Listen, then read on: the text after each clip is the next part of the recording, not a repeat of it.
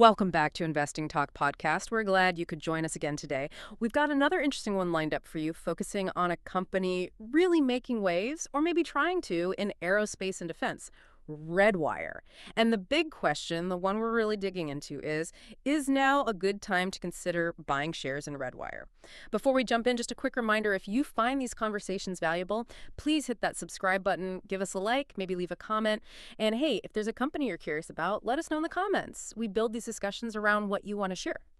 Yeah, it's a good question about Redwire. I mean, they're in such a fascinating, high growth, but also high stakes field.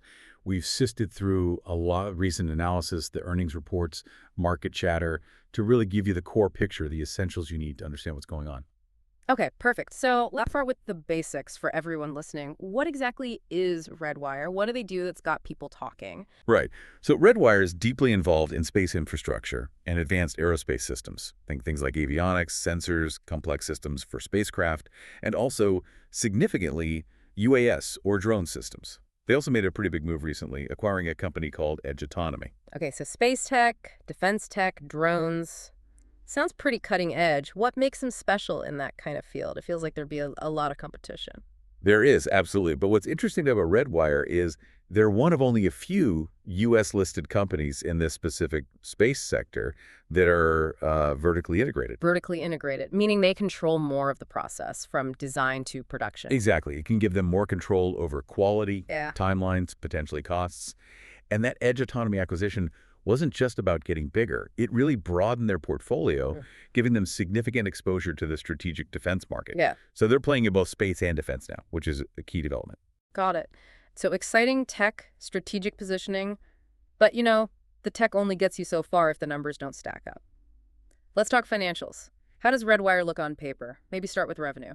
Okay, yeah, the revenue side actually looks pretty good. It signals there's definite demand for what they offer. For 2024, they reported revenue of $304.10 million. That's up almost 25%, 24.73% to be exact, from $243.8 million in 2023. Okay, nearly 25% growth year over year. That's substantial. And what about more recently? More recently, Q2 2025 revenue came in at $61.8 million. And importantly, their sequential book-to-bill ratio for that quarter jumped to 1.47. 1.47 book to bill. Remind us what that indicates. It basically means they booked $1.47 in new orders for every $1 of revenue they recognize in the quarter. Yeah. So it suggests the pipeline for future work is growing, which is generally a strong sign. Right, more orders coming in than going out the door. That sounds positive. But I suspect there's a but coming when we talk about profits. That's often where the story gets tricky with growth companies.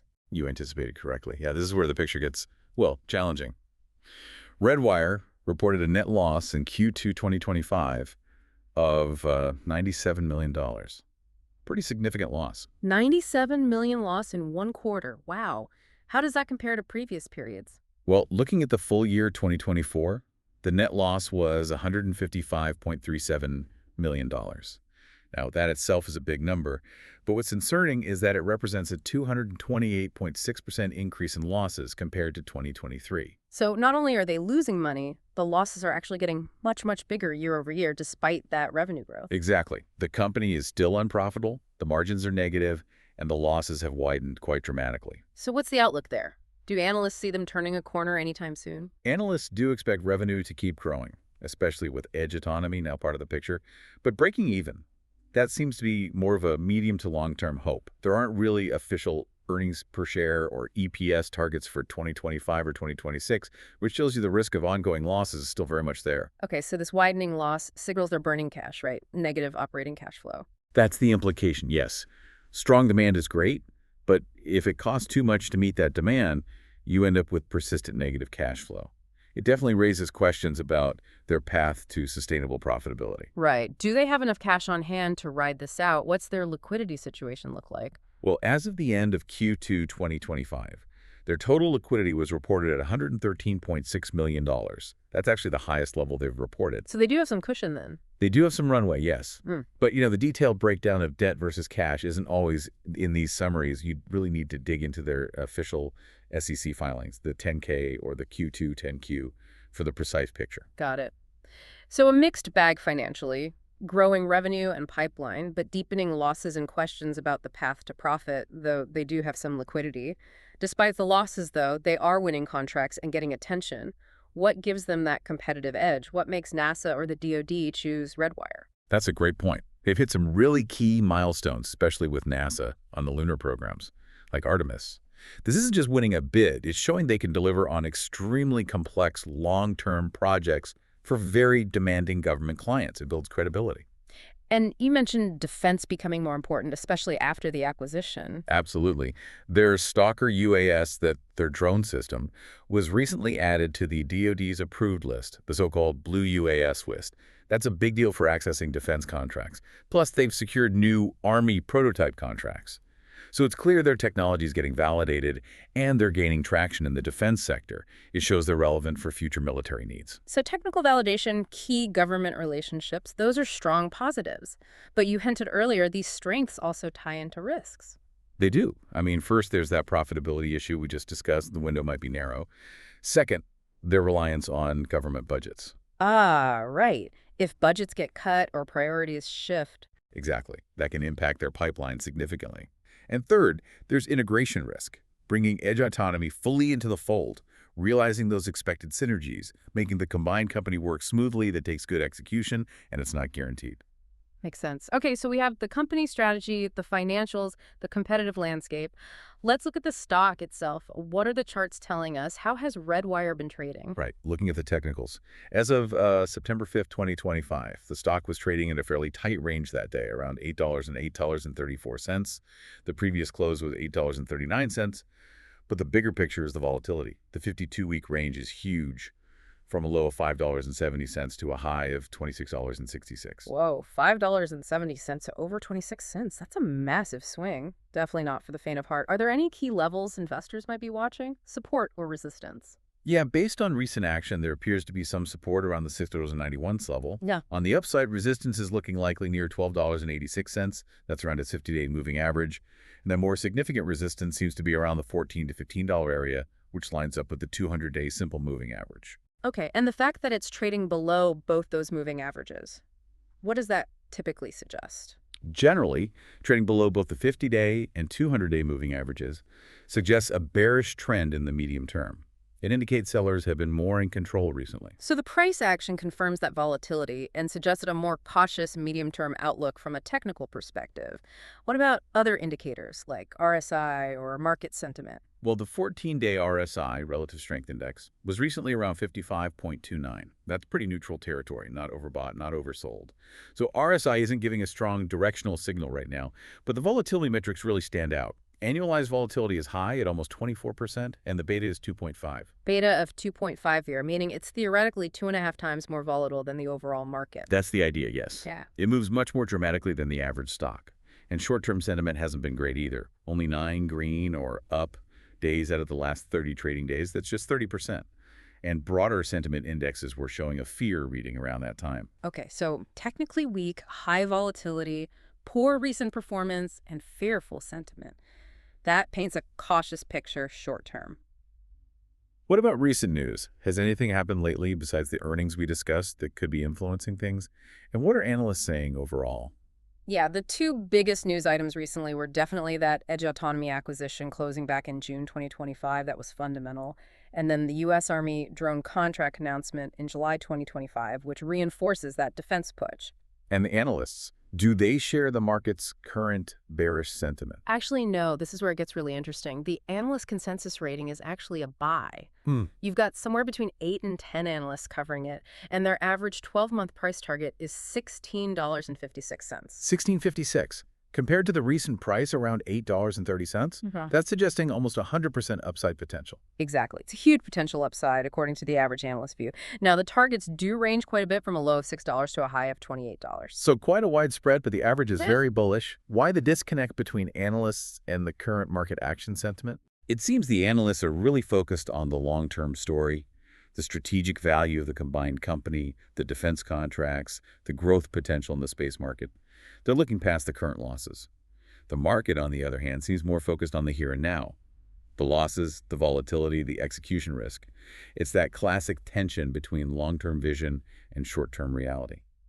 Have insiders been buying or selling? Sometimes that gives a clue. We didn't see any large disclosed insider buys or sells right after the Q2 report in the sources we looked at. So No strong signal from insiders recently. And as we mentioned, general online market sentiment, the chatter, tends to reflect that bearishness, skepticism about the near term, and worry about the losses. Okay, so looking forward then, what are the potential catalysts, positive or negative, that investors should have on their radar for Redwire?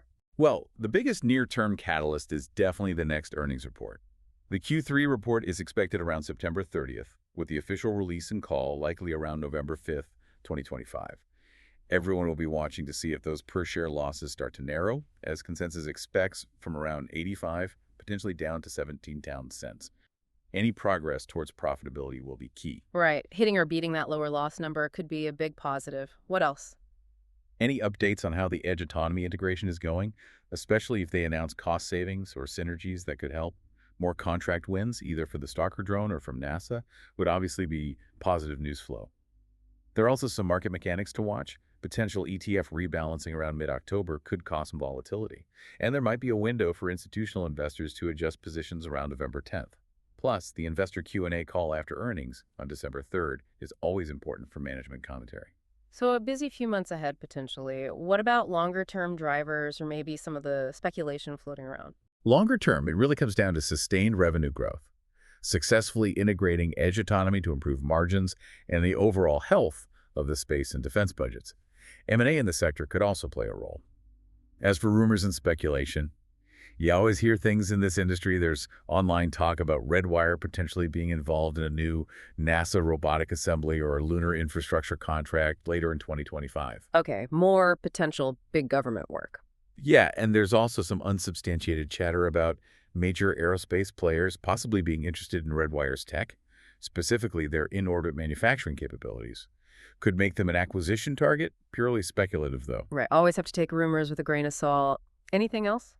Well, some forum discussions point to a relatively high short interest in the stock. That sometimes leads to speculation about a potential short squeeze if good news hits and forces short sellers to buy back shares quickly. And there are faint hints management might unveil some kind of new AI-driven manufacturing platform for use in space. Again, very speculative at this point. Okay, lots to unpack there. So bringing it all together for the listener who's maybe considering Redwire, what's the overall investment thesis look like right now? Based on everything, we'd rate it about a 5 out of 10 currently. That reflects a very balanced risk versus reward profile. A 5 out of 10. So right in the middle. What are the key points supporting the buy side of that balance? The positives are clear. Strong revenue growth, operating in industries with major tailwinds like space and defense, the potential boost from edge autonomy, those very bullish analyst price targets suggesting significant upside, and the validation from winning key NASA and DoD contracts. Okay, a compelling growth story with validation. Now, what about the other side of the scale? The major risks and negatives holding it back. The negatives are equally significant. Those persistent widening net losses are the big one, leading to an unclear path to profitability. You've also got the high stock volatility that beta of 2.50 isn't for everyone. There's execution risk with the edge autonomy integration. And then you have the currently bearish technical picture and market sentiment, which don't suggest an easy ride upwards in the near term. Without a major catalyst or strong insider buying, it just feels quite balanced right now. So who is Redwire potentially suitable for, given this 5-10 balance? Given the risks and the technicals, it seems best suited for long-term investors who have a higher tolerance for risk and speculation. People specifically looking for exposure to the potential growth in space and defense tech. It probably carries too much near-term uncertainty and technical weakness for short-term traders. Really, a lot hinges on management executing on their plans and providing more clarity on that path to profit. It really is a fascinating case study, isn't it? That tension between huge future potential in exciting industries and the very real present-day financial challenges. It absolutely is. Which leads to maybe the provocative thought for you, the listener, to consider.